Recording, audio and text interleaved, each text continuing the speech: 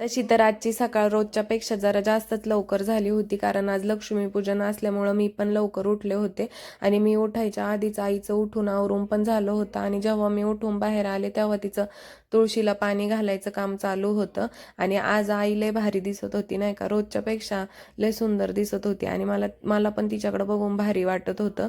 तुमची आई पण रोज तुळशीला पाणी घालते का नाही ते कमेंट बॉक्समध्ये नक्की सांगा. त्यानंतर मी पण माझं आवरायला घेतलं. मी आवरून बाहेर आल्यानंतर बघितलं तर पप्पांचं गाड्या धुवायचं काम चालू होतं. लक्ष्मीपूजन असल्यामुळं त्यांनी आज सगळेच गाड्या धुवायला काढल्या होत्या. त्याच्यानंतर मी पण रांगोळी काढायला घेतली. आईनी पप्पांचं गाड्या धुवून होईपर्यंत अंगणात सारून घेतलं होतं शेणानी. मी खाली अंगणात रांगोळी काढून झाल्याच्या नंतर पोर्चमध्ये पण म्हणलं छोटीशी रांगोळी काढावी म्हणून खालची रांगोळी काढून झाल्यावरती वरती रांगोळी काढायला घेतली. सणासुदीला काम करायला एक वेगळाच उत्साह आणि आनंद असतो नाही का, म्हणजे किती पण काम असलं काही पण असलं ना तरी पण काय वाटत नाही. माझी रांगोळी काढून झाल्याच्या नंतर घरात येऊन बघितलं तर आईने लाडूचा घाट घालून ठेवला होता. तसा तर सगळा फराळ बनून झाला होता, त्यात फक्त लाडूच राहिले होते नाही का. रांगोळी काढून झाल्याच्या नंतर मग मी पण तिला थोडा वेळ लाडू बनवायला मदत केली. आज माझ्या फक्त एकच डोक्यात होतं की लवकरात लवकर पटपट सगळी कामं आवरायची आणि दुपारी थोडा वेळ झोपायचं, कारण की जेव्हापासून दिवाळी सुरू झाली ना तेव्हापासून पप्पा दररोज सकाळी लवकर उठवायचे रांगोळी वगैरे काढायला आणि म्हणायचे सणासुदीला काय कवर आहे झोपावं. मग दररोज सकाळी लवकर उठवायचे आणि माझी ना झोपच होत नव्हती आणि दररोज संध्याकाळी झोपायला पण लेट व्हायचं. मग आज मला लवकर लवकर पटपट सगळी कामं आवरून दुपारी थोडा वेळ आराम करायचा होता. लाडू बनवून झाल्याच्या नंतर आकाशकंदील लावायचं काम करून घेतलं. तसं तर लाइटिंग वगैरे सगळी आधीच करून झाली होती, फक्त कंदील लावायचे राहिले होते. तर मग आईनी आणि पप्पांनी तेवढं काम करून घेतलं, आकाशकंदील लावून घेतले. त्याच्यानंतर दुपारी मी थोडा वेळ आराम केला, झोपेतून उठून बाहेर आले तर पप्पांचं हार बनवायचं काम चालू होतं. झेंडूची फुलं आणली होती दादानी गार्डनला हार करण्यासाठी आणि बाहेर येऊन बघितलं तर एक छोटीशी पाहुणी पण आली होती घरी. आई तिच्यासोबत बोलत होती, त्यांच्या गप्पा चालल्या होत्या.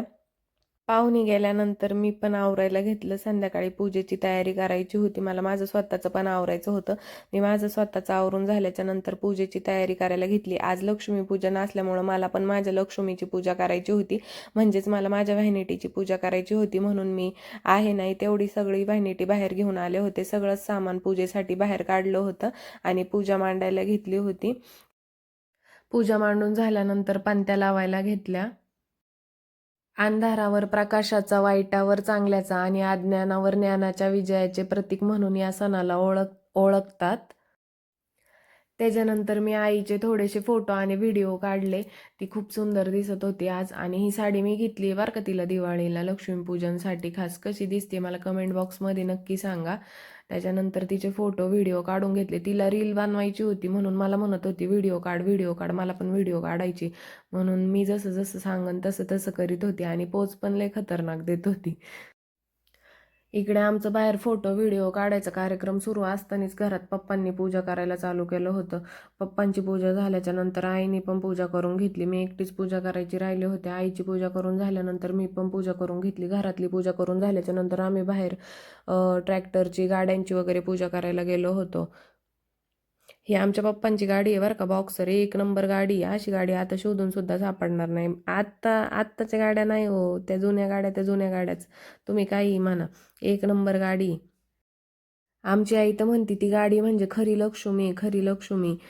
आमच्या पप्पांचा पण त्या गाडीवरती लय जीव आहे आणि त्या गाडीला ॲव्हरेज पण भरपूर आहे, म्हणजे 60-70चं ॲव्हरेज आहे आणि बजाज कंपनीची गाडी. 24 वर्ष झालेत गाडीला. दिसायला जरा डबडी दिसती बरं का, पण दुसऱ्या गाडीला नाही ऐकणार, लय खतरनाक गाडी.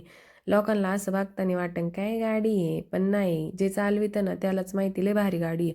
पूजा वगैरे करून झाल्याच्या नंतर पाऊस बिऊस फटाके बिटाके वाजून झाले. त्याच्यानंतर आमच्या मम्मी पप्पांचं शूट झालं. राजा राणीची गजवडी लय भारी नाही का. पोच पण इतके जबरी आणि खतरनाक देत होते ना, दोघं लय खुश होते आणि आईचा आनंद तर आमच्या विचारायलाच नको.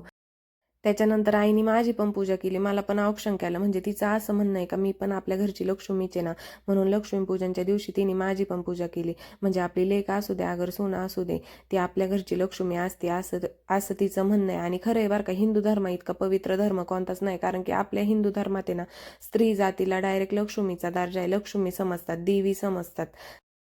आता सगळं झालं होतं बरं का, फक्त दादाच्या गाडीची पूजा करायची राहिली होती. तो आल्याच्या नंतर त्याच्या पण गाडीची पूजा करून घेतली. तुम्ही काहीही म्हणा बरं का, जगातील सर्वात महत्त्वाची गोष्ट जर कोणती असेल ना, तर ते म्हणजे आपलं कुटुंब आहे आणि त्यांच्यासोबत घालवलेला टाईम आहे. कारण की ना, आपण पैसे देऊन सुद्धा हे क्षण विकत नाही घेऊ शकत. तुम्ही पण तुमच्या फॅमिलीसोबत टाईम स्पेंड करत जा. खरं सांगते, खरंच खूप म्हणजे खूप भारी वाटतं. आपलं कुटुंब हीच आपली खरी ताकद आहे. तसं तर आजचा दिवस खरंच खूप छान गेला. तुम्हाला आणि तुमच्या कुटुंबाला पण दिवाळीच्या खूप खूप शुभेच्छा. हॅपी दिवाळी!